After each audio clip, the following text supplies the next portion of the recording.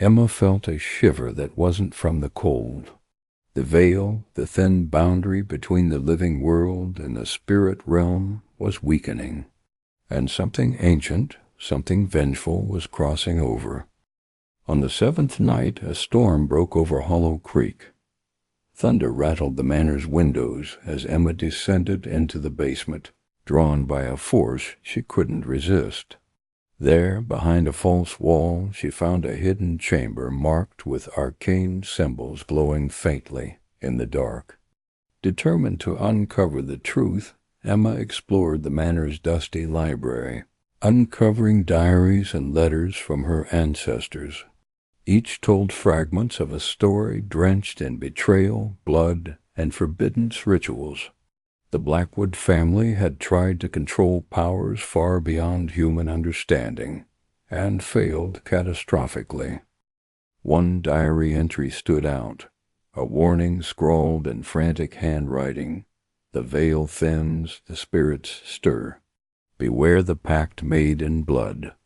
On her first night, as the clock struck midnight, she was jolted awake by the faintest sound, a soft murmur that seemed to come from the walls themselves. The voice was barely audible, but unmistakable. It was calling her name. Shaking off the chill, Emma convinced herself it was the house settling. But as days passed, the incidents grew more intense. Shadows moved against the grain of the flickering candlelight. Cold spots appeared and vanished, and the whispering became clearer, more urgent. The night settled heavy and dark over Hollow Creek. The ancient trees whispered secrets in the cold wind, brushing against the windows of the Blackwood Manor, where Emma Blackwood had just arrived. This town was swallowed by mist and time, a place where the past never truly died. Emma was no stranger to legends. A dedicated folklorist and paranormal researcher, she had spent years chasing whispers of hauntings, curses, and things better left alone. But Hollow Creek was different. Inside lay an altar, stained and cracked with age. Scattered around were remnants of a ritual, candles, bones, and a tattered book bound in human skin. The air was thick with a malevolent presence. Emma opened the book, and as she began to read, the temperature plummeted. Shadows gathered, coalescing into figures that whispered in tongues long forgotten. "You have awakened us," they hissed. "The pact must be fulfilled." Emma realized the truth.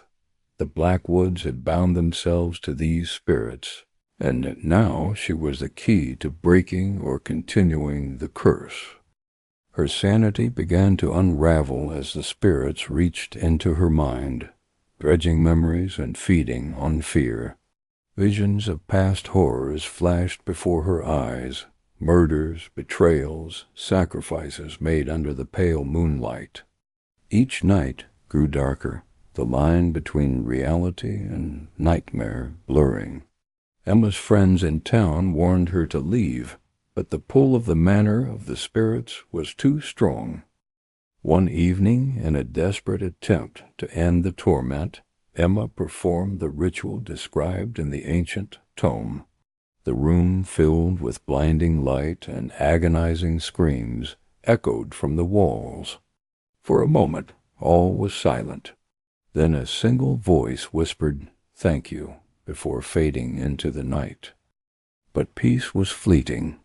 The veil was thinner now than ever, and Hollow Creek would never be the same. The morning after the ritual, the sun struggled to pierce the thick fog cloaking Hollow Creek.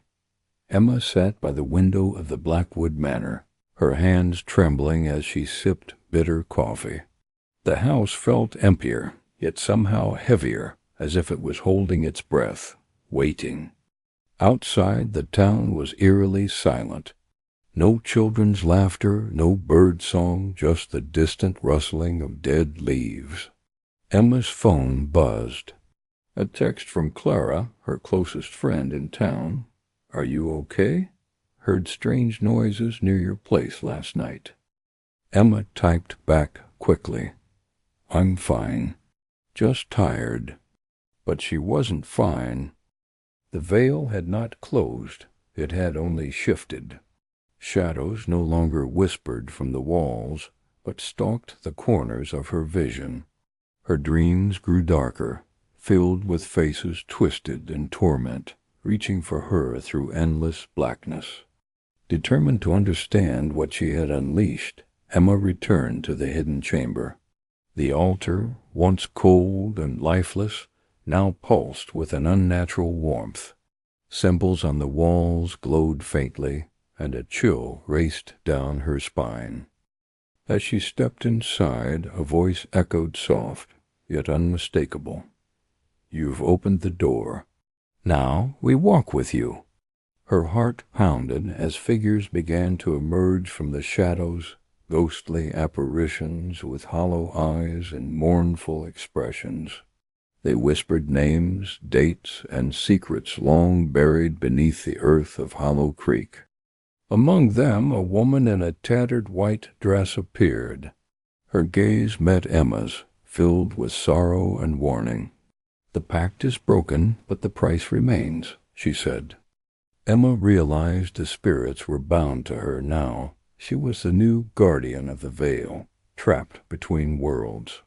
Every step she took drew her deeper into the town's dark history. Witch trials, sacrifices, and forbidden knowledge passed down in silence. The townsfolk began to notice changes in Emma. Her eyes grew haunted, her words sometimes trailing off into whispers only she could hear. She isolated herself, driven by a growing obsession to find a way to restore balance. One night, guided by the apparitions, Emma uncovered a forgotten diary belonging to the servant who had cursed the Marlowe family centuries ago. The servant, accused of witchcraft and unjustly executed, had vowed revenge through the spirits bound to the estate. The final entry read, "The curse is eternal. The living will suffer as the dead linger. Only the bloodline can break the chain, but at a terrible cost." Emma's blood ran cold. She was the last of the Blackwoods, the bloodline. The weight of generations pressed upon her shoulders. As the days grew darker, Hollow Creek transformed. Shadows twisted into monstrous shapes, and screams echoed through the night. The veil was thinning rapidly, and the boundary between life and death shattered. Emma knew what she had to do, but feared the cost. To save the town and herself, she must perform the ultimate ritual, risking her soul to seal the veil forever.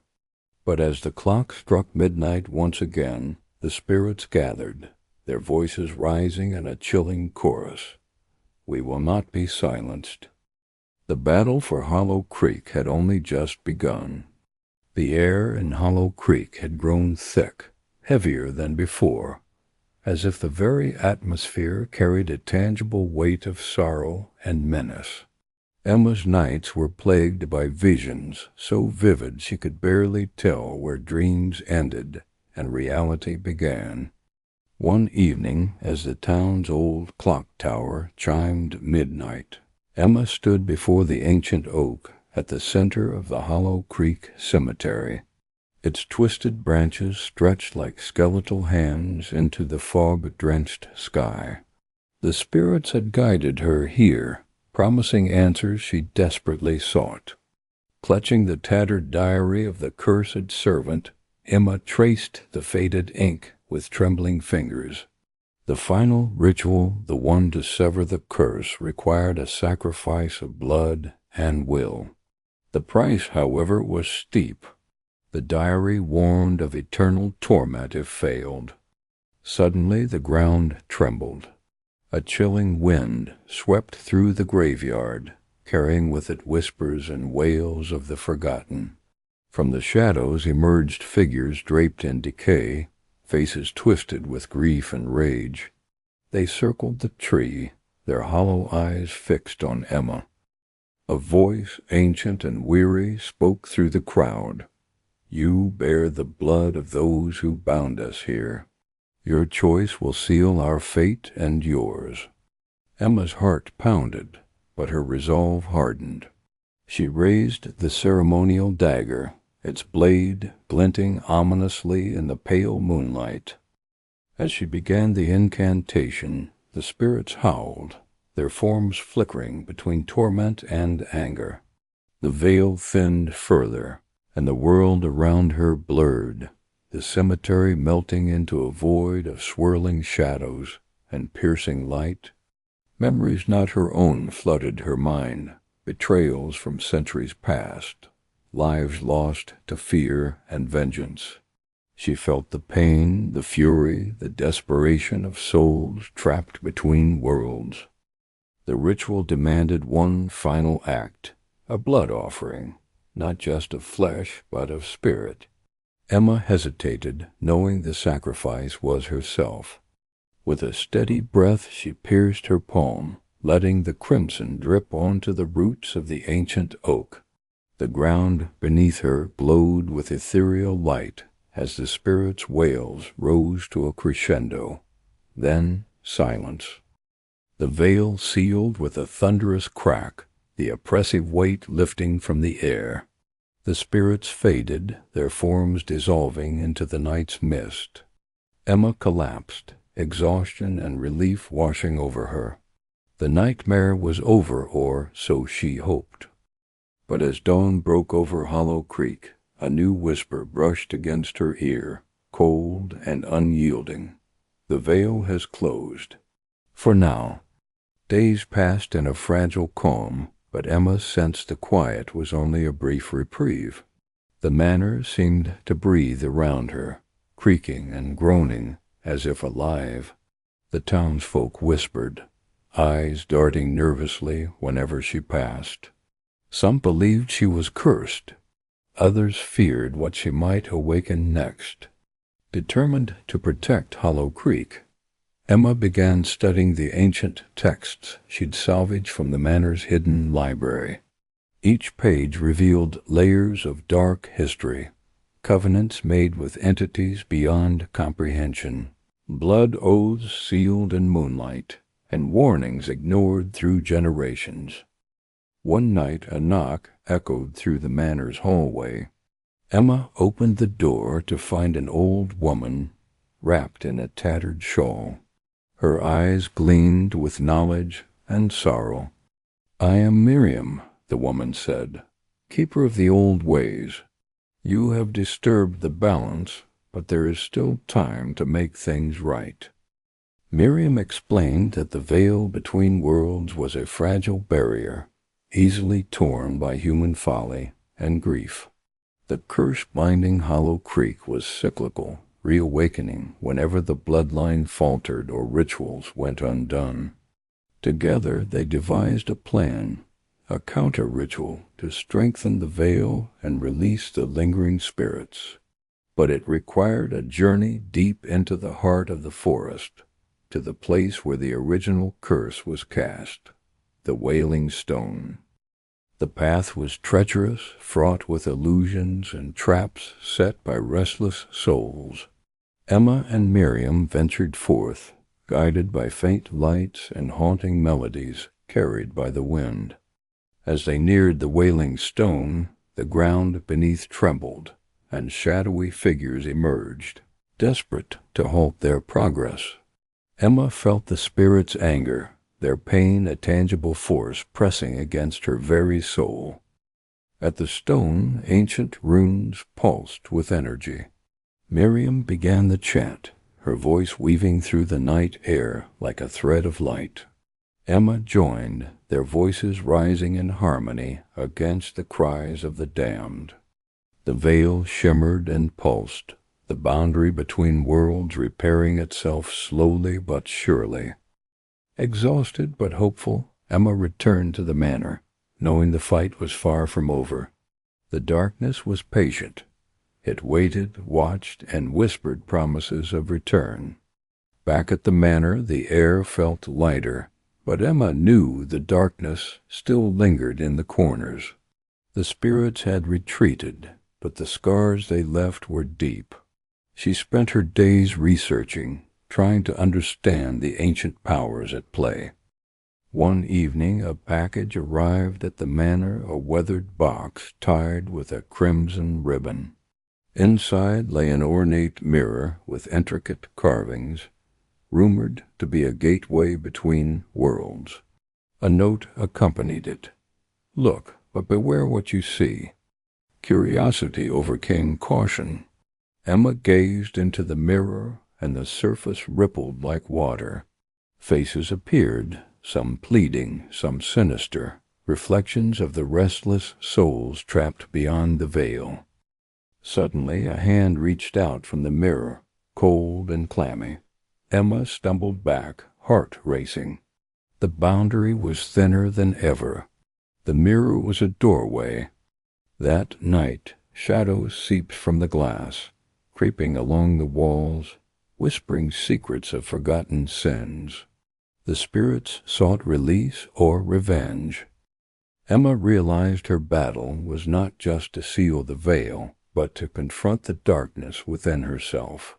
Her family's history was intertwined with the curse, and she had inherited more than blood. She carried the echoes of past choices. As the mirror's influence grew, Emma's reflection began to change, eyes darkening, smiles twisting into sinister grins. The line between her and the spirits blurred. With Miriam's help, Emma prepared a ritual to banish the mirror's curse. The night was fraught with tension, the manor trembling as forces clashed unseen. In a final moment of clarity, Emma shattered the mirror, releasing a burst of light that scattered the shadows. Peace returned, but Emma knew the veil was never truly closed. It was a fragile balance, one she would guard forever.